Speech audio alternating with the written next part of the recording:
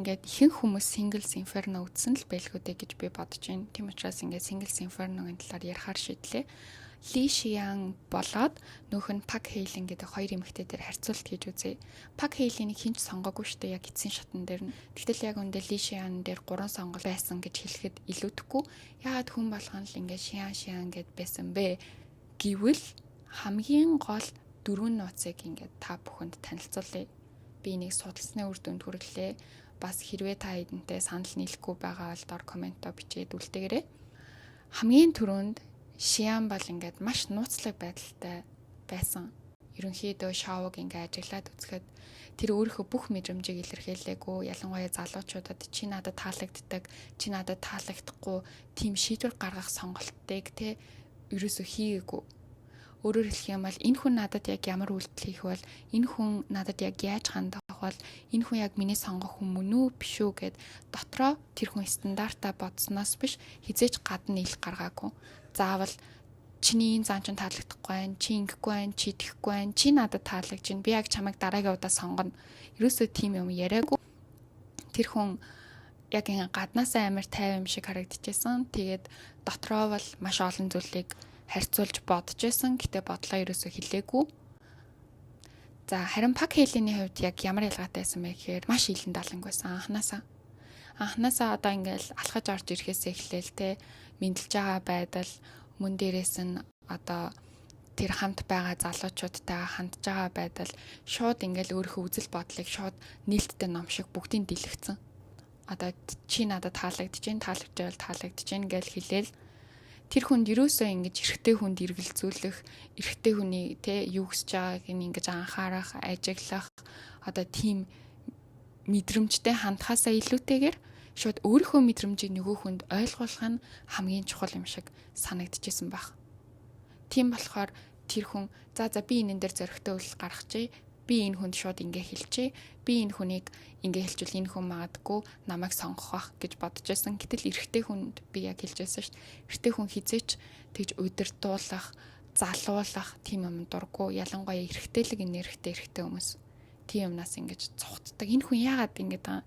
Яагаад намайг удирдах гэдэг юм? Яагаад намайг ингэж те контрол хийх гэдэг юм?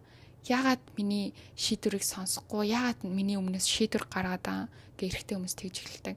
Тийм учраас Шиян шийдвэр гаргадаггүй байсан нь хамгийн том давуу тал болж орж ирсэн. Нөгөөх нь болохоор хитий хөөрхөн байсан ч гэсэн шууд маш шулуухан байсан учраас ихэнх хэрэгтэйчүүд жоохон ингээд заа барьсан. Хоёрт нь зөөлөн шинж чанартай. Одоо Шияныг ингээд харах юм бол маш амархан тоглоом шоглоомонд инег тэгээд яг ингээ гаднаас нь харахад яг юм хүүхэд шиг ч юм уу тэг ерөнхийдөө байгаа байдал нэг тиймэрхүү харагдсан шүү дээ. Тэгтэл Пак Хэйлинийг харахад болохоор нэг тийм ийм ширүүн дүү тэгсэн мөртлөө ингээд хэдий хүүхэд шиг харагдаж болох ч гэсэн одоо шууд шулуухан юмнууд альчдаг.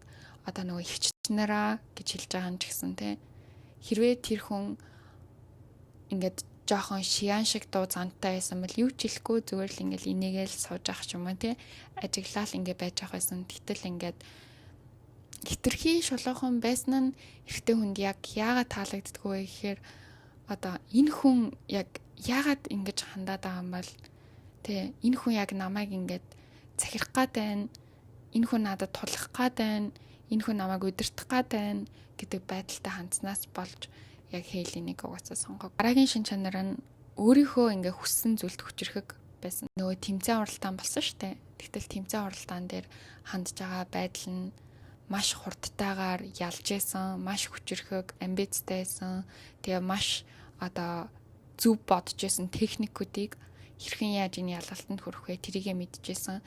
Яад гэл Шиян тэнд ялахыг хүссэн учраас ялж исэн. Ялгалт нь хинт хэрэгтэй вэ гэхээр Шиян хэрэгтэй байхгүй. Шиян хизээч хин нэгэн хүнийг өөртөө дурлуулахын төлөө ялаагүй. Яад гэл тэр Шиянд хэрэггүй штэ. Өөртөө хайргүй хүнийг өөртөө дурлуулах яад тэр хүнд хэрэгтэй юм. Гэтэл Пак Хэйлиний хийсэн сонголт нь болохоор тэр залуу нь өөрийг нь сонирхгүй байна гэж хэлээд хахад чинь тэр хүнийг сонгодог нь яад энэ хүн өөрийгөө хүндлэхгүй байгаа гэж санагдболж байгаа байхгүй. Хэрвээ тэр хүн өөрийгөө хүндэлдэг байсан бол ч юм уу арай жоохон хүндэлжсэн бол зүгээр л өөрийг нь хүсэхгүй байгаа хүнийг сонголтыг хийхгүй. За окей, энэ хүн намайг хүсэхгүй юм байна. Тэгэхээр зүгээрээ надад өөр хүн гарч ирэн штэ. Би ганцаараа байсан ч зүгээр гэдэг байдлаар. Гэтэл бүр ингээд албаар юм шиг тий, албаар би заавал авч ээж үздэг гэж магадгүй шартаа хандсан байх л та тэрэн дээр. Тэгээ би заавал авч ээж үздэг. Магадгүй энэ хүнийг сонгочвол энэ хүнээ бодол өөрчлөгдөх байх ч юм уу тий. Бүр ингээд яг энэ нөгөөний харилцааг аврах га араас нь гүгэд идэг охтуудтай адилхан байгаа байхгүй. Би заавал энэ залуутай дахиад нэг уулзчих юм бол энэ залуу надаас салахгүй байх гэж бодоод уулзсан чинь нөгөө залуу нь бай бай гэ ингээд яваад өчтдөг тэрнтэй адилхан. Тэгэхээр эмэгтэй хүн өөрийнхөө үн цэнийг унгаан байж, алдан байж, нөгөө хүнийхээ араас те шартаа хандна гэдэг бол хамгийн том буруу үйлдэл. Тэр хүн өөрийгөө хүндлэхгүй байна, өөрийнхөө үзэл бодлыг хүндлэхгүй байна. Тэр хүнийг гэхгүй байхад чинь ягаад тэр хүн өөрийгөө гэхгүй байгаа хүнийг сонгож байгаа юм бэ? Хамгийн сүүлийнх нь шинж чанар бол ардалт. Яад гэх юм бол хүн болгонд боломжийг нээлттэй үлдээсэн.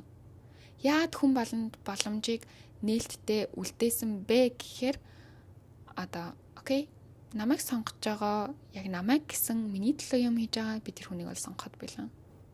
Яад гэвэл би өөрийнхөө сонгосон хүний араас гүөхээсээ илүү яг намайг сонгож байгаа хүнийг л би сонгоно гэдэг бол шианы зарчим.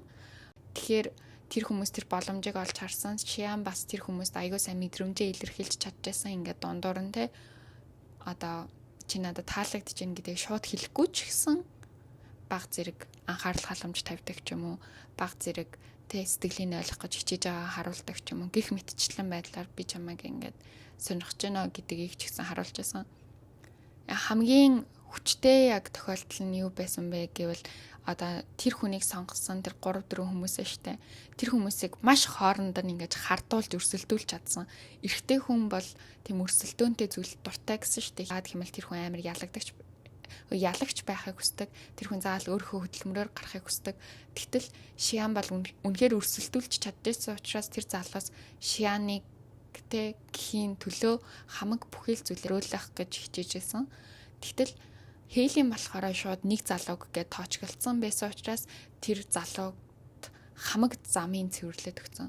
Хейлийн гэсэн ямар ч залуу гарч ирсэн. За Хейлийн угаасаа тэр нь сайн юм чинь. За би яах вэ гэж бодохоор ч юм уу, тэ? Тэгэхээр замыг нь цэвэрлэж өгнө гэдэг нь одоо эрэгтэй хүний хувьд тийм ч таатай зүйл биш. Эрэгтэй хүн тэр замыг өөрөө цэвэрлэх ёстой. Өөрийнхөө хичээл зүтгэлээр эмэгтэй хүн аль болох шийдвэр сонголт гаргахгүй байхыг хичээх хэрэгтэй. Тэр хүн чиний төлөө яг ямар үйл гаргаж ийн тэрийг харах нь хамгийн чухал. Гэтэ ер нь лишианы яагаад ихэнх залуучууд ингээд сонирхоод байсан бэ гэдэг чанаруудыг дүгнээд хэлэх юм бол нэгдүгээр Солонгосын гоо сайхны стандартын хувьд бол үнэхээр нийцжсэн. Тэр хүн тэг гоё ярьстай байсан, хөөрхөн байсан, вилайн царайтай байсан, тэг гоё биетэй байсан, туранхай байсан. Гайхан шинж чанар нь болохоор тэр хүн айгүй эмгтээлэг байсан, аюу хүүхчиг байсан, гиний юм шиг харагдчихсан.